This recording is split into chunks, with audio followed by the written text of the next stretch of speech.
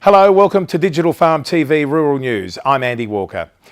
The results of a new national Landcare survey has found a staggering 93% of farmer respondents practiced Landcare on their farms and 73% felt part of the Landcare movement. National facilitator Brett De Hare said that the results conveyed a powerful message and provided evidence that Landcare had proven its longevity and value. He described these results as significant and running counter to the view that farmers did not support the environment. The growth of Landcare during the past 2 decades had clearly shown that a healthy environment and sustainable agriculture were not mutually exclusive.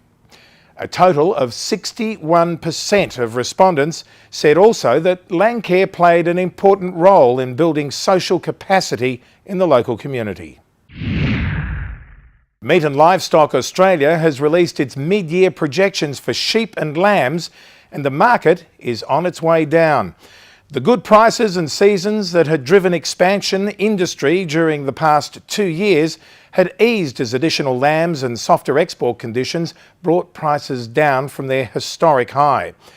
MLA Chief Economist Tim McRae said lamb and sheep prices during the past 2 years had been unprecedented, driven by low stock supplies and restocker demand and fuelled by excellent seasons in most areas of Australia. After falling to its lowest level in almost 100 years at the tail end of the drought, the Australian sheep flock was now expanding and is estimated to have increased 2.6% to 75 million head in 2011-2012. With the threat of a return to dry El Nino conditions predicted for the eastern half of Australia, the National Farmers Federation and its members have continued their push for drought policy reform. A meeting between the Federal Agriculture Minister for Agriculture, Senator Joe Ludwig, his department, the NFF, New South Wales Farmers, Queensland's AgForce and the Victorian Farmers Federation was held in Canberra last week. Australia was currently drought-free for the first time in a decade. Yet, as all farmers know, the next drought was a case of when, not if, according to NFF President Jock Laurie. The NFF believed an effective drought policy should focus on preparing producers during good seasons while acknowledging that there would be future droughts that would require more than ad hoc policy responses. Australia's defence against destructive bee pests will be tightened with the implementation of a smarter surveillance program at airports and ports, protecting our production of fruit, vegetables and grain.